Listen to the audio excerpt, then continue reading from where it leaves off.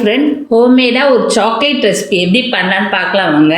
இது வந்து ஊட்டி கொடைக்கானலில் விற்பாங்க இல்லையா, பேக்கெட் பண்ணி அழகா அந்த மாதிரி ஒரு சாக்லேட். ஸோ பாப்பாவுக்கு பார்த்தீங்கன்னா அந்த மாதிரி சாக்லேட் வேணும்னு ஆசைப்பட்டாங்க. ஸோ அவங்க சொன்னாங்க கொடைக்கானல் போனால் கண்டிப்பாக இது மாதிரி வாங்குவோன்ட்டு. சரி நம்மளே ஒரு சாக்லேட் ரெசிபி பண்ணிடுவோன்னு சொல்லிட்டு நான் எல்லா பொருளும் வாங்கி வச்சுருக்கேன். வாங்க ஃபஸ்ட்டு செய்யலாம். இதில் பார்த்தீங்கன்னா முந்திரி பருப்பு இருக்குது. ஸோ இப்போ பாதாம் இதெல்லாம் வாங்கி வச்சுக்கோங்க. ஆனால் என்கிட்ட வந்து இப்போ முந்திரி பருப்பு மட்டும் இருக்குது. ஓகே, இது பார்த்திங்கன்னா பால் பவுட்ரு வாங்கினேன். அப்புறம் சர்க்கரை கண்டிப்பாக தேவைப்படும். இது பார்த்திங்கன்னா கொக்கோ பவுடர். ஸோ சாக்லேட் ரெசிபிக்கு இது கண்டிப்பாக தேவைப்படும். அப்புறம் கொஞ்சம் நெய், சின்ன பாக்கெட் தான் எடுத்திருக்கேன். ஸோ இது எதுக்குன்னு பார்த்தீங்கன்னா, நம்ம ஒரு பிளேட்டில் வந்து சாக்லேட் ரெசிபி பண்ணிட்டு நெய் அப்ளை பண்ணிட்டு அதில் ஊற்றிட்டு ஃப்ரீசரில் வச்சுட்டு நம்ம கொஞ்சம் ஒரு 1/2 மணி நேரம் கழித்து கத்தியால் அழகாக பீஸ் போட்டுக்குவோம். பீஸ் போட்டு எடுத்து வச்சுக்கும் போது ஒரு 2 மாதம் வரைக்கும் கூட வச்சுக்கலாம். ஸோ அவ்வளோ நல்லா சாக்லேட் ரெசிபி இருக்குமான்னு பார்த்தீங்கன்னா இருக்காது. எங்கள் வீட்டில் சின்ன பசங்களாம் சாப்பிடுவாங்க இல்லையா. சரி வாங்க நம்ம ப்ராசஸ் ஆரம்பிச்சிடலாம். பட்டர் தேவைப்படும். ஓகே, பட்டர் எடுக்க மறந்துட்டேன், இப்போ எடுத்துகிட்டு வந்து வைக்கிறேன். கொஞ்சோண்டு ஒரு டீஸ்பூனுக்கான தேவைப்படும். 1 டீஸ்பூனோ இல்லை 1.5 டீஸ்பூனோ ஆகும் நமக்கு தேவைப்படும் பட்டர்.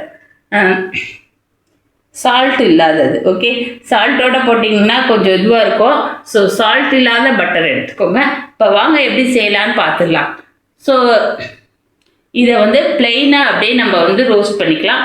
நான் வந்து நெய் எதுவுமே சேர்க்கலை. ஓகே, தேவையான அளவு எடுத்துக்கோங்க. ஃபஸ்ட்டு ரோஸ்ட் பண்ணும்போது பெருசாகவே போட்டு ரோஸ்ட் பண்ணிக்கலாம். அப்புறமா கொஞ்சமாக கட் பண்ணிக்கிட்டு நல்லது. ஓகே, போதும்னு நான் நினைக்கிறேன். ஸோ ரொம்ப போட்டாலும் நமக்கு வதன்னு ஒரு மாதிரி ஆகிடும். ஸோ கட் பண்ணி போடுறோம் இல்லையா, அப்போ போதும் தான் நமக்கு. அப்போ தான் நமக்கு சாக்லேட் வந்து டேஸ்ட்டாக கிடைக்கும். ஸோ கொஞ்சமாக ரோஸ்ட் பண்ணிக்கலாம். ரோஸ்ட் ஆகட்டும். இன்னும் கூட கொஞ்சம் போட்டுக்கலாம், இருக்குல்லவா. ஸோ நீங்கள் நெய்யோ எண்ணெயோ ஊற்றி ரோஸ்ட் பண்ணிங்கன்னா சாக்லேட் ரெசிபி அவ்வளோ நல்லா இருக்காது. ஸோ அதனால சும்மாவே ரோஸ்ட் பண்ணிக்கலாம். இந்த பிளேட்லேயே வச்சுக்கலாம். நம்ம எல்லாமே கலந்துட்டு தான் பிளேட்டில் ஊற்றுவோம். அதனால ஒரு பிரச்சனையும் இல்லை. ஓகே,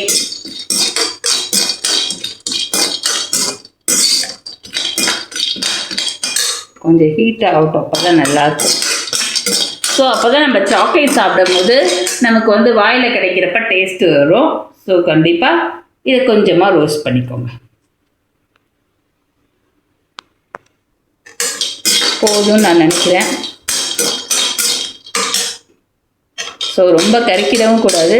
கருக்காமல் லைட்டாக அந்த ப்ரௌன் கலர் வந்தோடனே நம்ம வந்து அடுப்புலேருந்து எடுத்துடலாம்.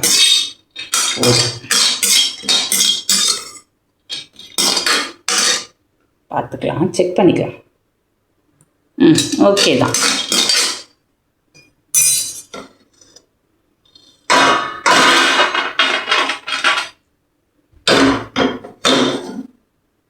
ஓகே, இங்கே பார்த்தீங்கன்னா இங்கே பாருங்கள், 5 பெட்டி அங்கே வச்சுருக்கேன். சும்மா இங்கே சக்கரை மிளகாத்தூள்லாம் வச்சுருக்கேன் இல்லையா, சுற்றி அழகாக ஃப்ளவர் வரைஞ்சிருக்கேன்.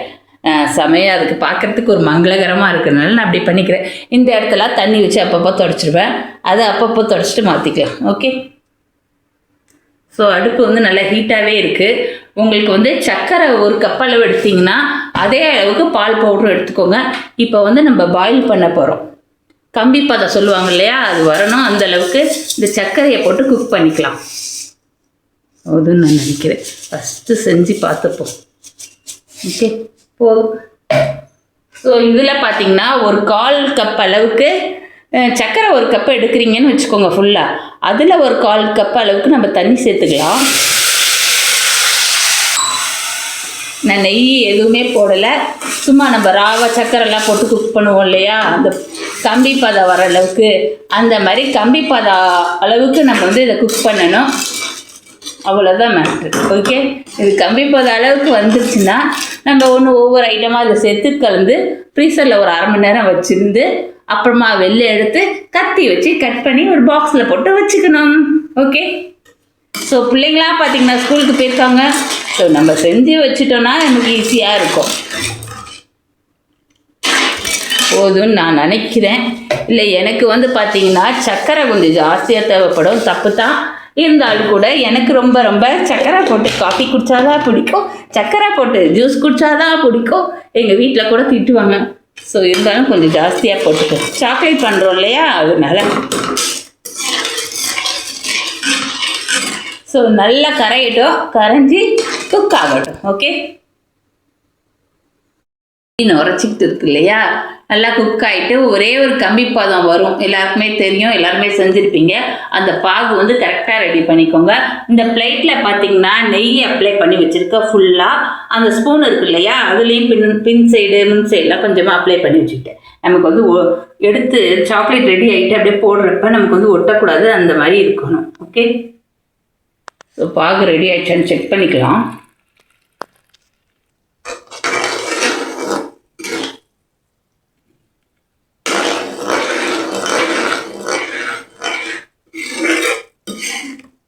ஸோ சாக்லேட் ரெசிபி யாருக்கெல்லாம் பிடிக்கும்ன்றதை ஷேர் பண்ணிக்கோங்க. ஸோ முக்கியமாக நம்ம குழந்தைங்களுக்கு வந்து ஹோம்மேடாக செஞ்சு தரப்ப அவங்களும் அழகாக சாப்பிடுவாங்க. நமக்கும் பசங்களுக்கு நல்ல நல்ல ஐட்டம்லாம் போட்டு நம்ம கொடுக்குறப்ப ஒரு ஹாப்பினஸ் வரும். ஓகே,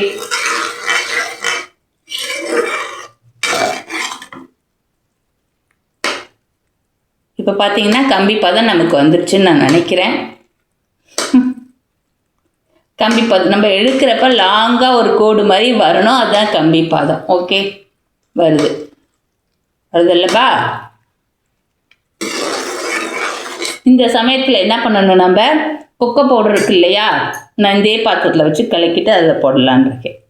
ஓகே, இப்போ அடுப்பு ஆஃப் பண்ணிட்டேன். ஆஃப் பண்ணிட்டு தான் இனிமேல் நம்ம செய்ய வேண்டிய வேலை எல்லாமே. ஓகே, இதை வச்சுக்கலாம். ஸோ இந்த கொக்கோ பவுடரை பார்த்தீங்கன்னா இது மாதிரி ஜல்லடை வச்சு அப்படியே சலித்து போட்டுக்கலாம். ஓகே,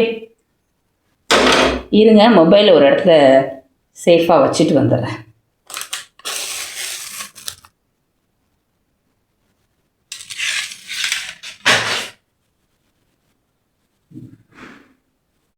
ஸோ இங்கே பார்த்தீங்கன்னா இந்த கொக்கோ பவுடர் இருக்கு இல்லையா, ஃபுல் பாக்கெட், அது எல்லாமே எடுத்துக்கிட்டேன்.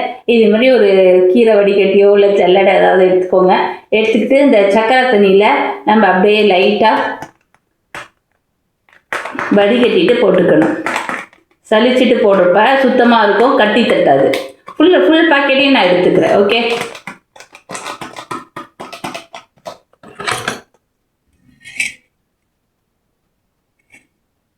கடைசியாக காமிக்கிறேன். கரண்டியை வச்சு நல்லா கலக்கிக்கணும், கட்டி இல்லாமல் நல்லா பார்த்து நம்ம கலந்துக்கணும். அவ்வளோ பாக்கெட் காலி.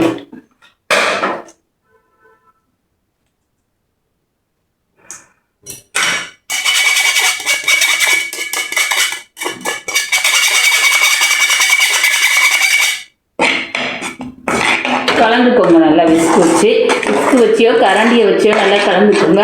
அதோடு சேர்த்து பால் பவுடர் இருக்கு இல்லையா, இந்த பிராண்டு தான் எடுத்துருக்கேன் பால் பவுடர். அதுவும் தேவையான அளவுக்கு போட்டுக்கலாம், இதே அளவுக்கு. ஓகே, இது எவ்வளோ எடுக்கிறோமோ அதே அளவுக்கு. நான் ஒரு குத்து மதிப்பாக போடுறேன், நீங்கள் வந்து எல்லாமே ஒவ்வொரு கப் அளவுக்கு எடுத்துக்கலாம். எல்லாத்தையும் போட்டு நல்லா கலந்துக்கணும். எல்லாத்தையும் போட்டு ஒரு சரி சமமாக்கிட்டு நல்லா கலந்து விட்டுக்கோங்க. ஸோ நமக்கு கட்டியாக இருக்கக்கூடாது, அந்த அளவுக்கு கலந்துக்கணும். கலந்துட்டு இந்த பட்டர் இருக்கு இல்லையா, இது வந்து ஒரு துண்டு. ஓகே, லிக்விடாக இருந்துச்சுன்னா 2 ஸ்பூன் அளவு எடுங்க. ஸோ நான் வாங்கினது வந்து இந்த மாதிரி தான் இருக்குது பட்டர். ஓகே, அதனால் கொஞ்சம் பெரிய துண்டா, கொஞ்சம் இவ்வளோ பெருசு, அதை எடுத்து இதில் போட்டு நல்லா கலந்து. நான் எல்லாமே கலந்துட்டு காமிக்கிறேன். எல்லாமே போட்டு கலந்துட்டேன். நான் என்ன ஒரு தப்பு பண்ணிட்டேன்னா, அந்த சர்க்கரை பாவு இருக்கு இல்லையா, அது கொஞ்சமாக இருந்துச்சு, கொக்கோ பவுடர் நிறைய போட்டேன். அதில் எனக்கு கட்டி தட்ட ஆரம்பிச்சிச்சு. நான் என்ன பண்ணேன், கொஞ்சோண்டு பால், காய்ச்சின பால் இருந்துச்சா, அதையும் போட்டு இதிலே நல்லா கலந்துக்கிட்டேன். அப்படியும் செய்யலாம். ஸோ அட்ஜஸ்ட்மெண்ட் பண்ணிட்டேன். நீங்கள் வந்து எவ்வளோ சர்க்கரை பாவு இருக்கோ அதுக்கு தகுந்த சாக்லேட் போட்டுக்கோங்க. சாக்லேட்னா கொக்கோ பவுடர், பால் பவுடர் சொன்னேன். இதை வந்து நம்ம வறுத்து வச்சுருந்தோம் இல்லையா, கொஞ்சமாக கட் பண்ணிக்கிட்டேன். ஸோ நீளமாக போடுறத விட இப்படி போட்டுக்கலாம். ஓகே, நல்லா கலந்து விட்டுக்கோங்க இதையும்.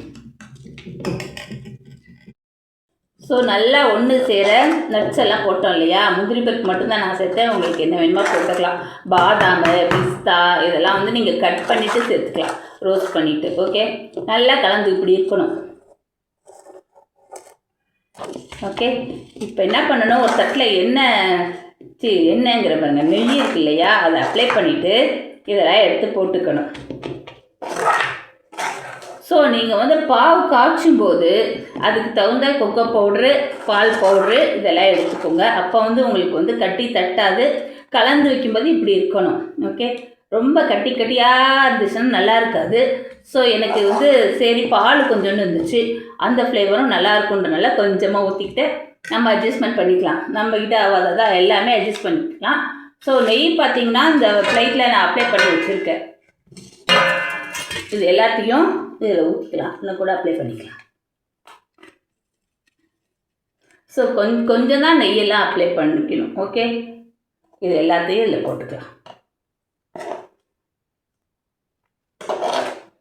இப்படி ஒன்று சேர போட்டு சரி சமமாக ஆக்கிக்கோங்க. ரவுண்ட் ஷேப்லேயும் கொடுத்துக்கலாம். நான் அன்றைக்கி சதுரமாக போட்டுக்க போகிறேன். அப்போ தான் வந்து உங்களுக்கு சாக்லேட் வந்து உங்களுக்கு அழகாக வரும். ஸ்ப்ரெட் பண்ணி விட்டு நான் காமிக்கிறேன்.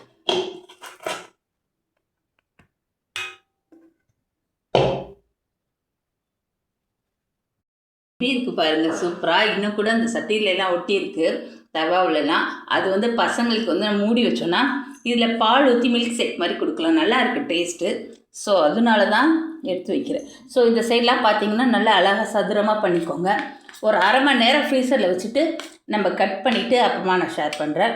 ஓகே, அப்படியே அழகாக இந்த ஓரம்லாம் பார்த்திங்கன்னா நல்லா நீட்டாக பண்ணிக்கணும். ஸ்பூன் மூலியமாக பண்ணுங்கள், அப்போ தான் நல்லாயிருக்கும். நான் போய் ஃப்ரீசரில் வச்சுட்டு வரேன். இன்னும் அழகாக சரி பண்ணிவிட்டு ஃப்ரீசரில் வைக்கிறேன். இதையும் மூடி வச்சுக்கிட்டேன்னா பசங்க வந்தது நம்ம ஹீட் பண்ணி கொடுத்தோன்னா நல்லா இருக்குது டேஸ்ட்னஸ். நான் டேஸ்ட் பண்ணி பார்த்தேன், சூப்பராக சாக்லேட் மாதிரியே தான் இருக்குது சாக்லேட். ஓகே, டிஃப்ரெண்ட்டாக எதுவுமே இல்லை. மேலே இன்னும் கொஞ்சம் நட்ஸ் போட்டுக்கலான்னு நான் நினைக்கிறேன். ஓகே, நான் போய் ஃப்ரீசரில் வச்சுட்டு உங்களோட ஷேர் பண்ணுறேன். ஸோ பார்த்திங்கன்னா நான் ரெடி பண்ணி வச்சேன், சூப்பராக இருக்குது, இப்பயே வருது.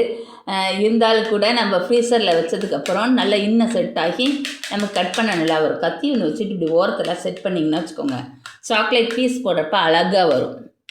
ஸ்பூனை விட கத்தி நல்லா இருக்குது. ஸோ இந்த மாதிரி பீஸ் போடுறதுக்கு நமக்கு செட் ஆகணுன்னா இப்படி பண்ணி விடுங்க.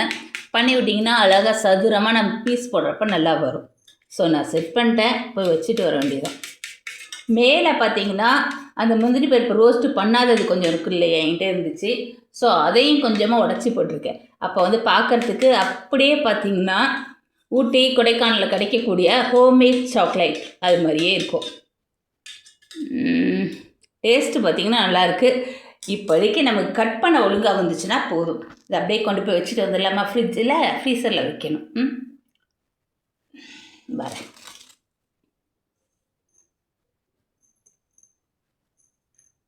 இந்த ஒரு கையை வச்சுக்கிட்டு என்னென்னலாம் வேலை பார்க்க வேண்டியதாக இருக்குது.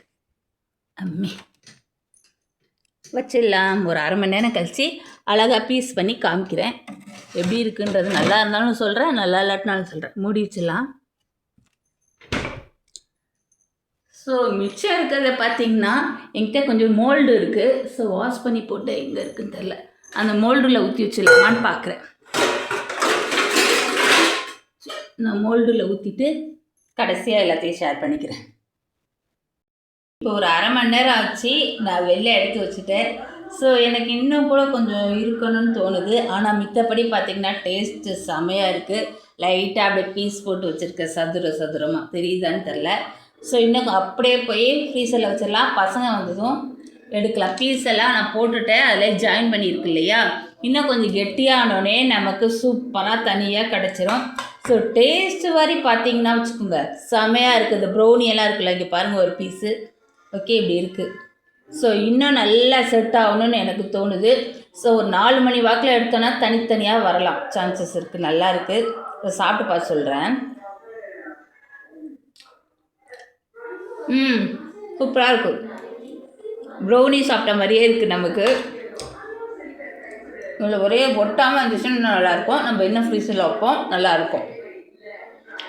செம்மையாக இருக்குது. என் பொண்ணுக்கு ரொம்ப பிடிக்க போகுது. இதோட இந்த வீடியோவை முடிச்சுக்கிட்டேன். கண்டிப்பாக ட்ரை பண்ணி பாருங்கள். கொக்கோ பவுடரும் பால் பவுட்ரு சர்க்கரை வந்து பாவு 3 தான் போட்டிருக்கோம், பட்டர் கொஞ்சம் கலந்துருக்கோம். ஸோ எனக்கு கொஞ்சம் கட்டி தட்டினால கொஞ்சமாக காய்ச்சின பால் போட்டுக்கிட்டேன். நீங்கள் பால் போடாமல் கூட செஞ்சு பாருங்கள், சூப்பராக இருக்குது. ஸோ நைஸ், ஒரு கேக்கு சாப்பிட்ட உணர்வு வருது எனக்கு. ஓகே ஃப்ரெண்ட், மறக்காமல் எங்கள் சேனலுக்கு சப்ஸ்கிரைப் பண்ணிக்கோங்க, கூட இருக்கிற பெல் பட்டன் தட்டிக்கோங்க ஃப்ரெண்ட்ஸ். நான் வேறு ஒரு வீடியோவில் உங்களை பார்க்குறேன். பாய்.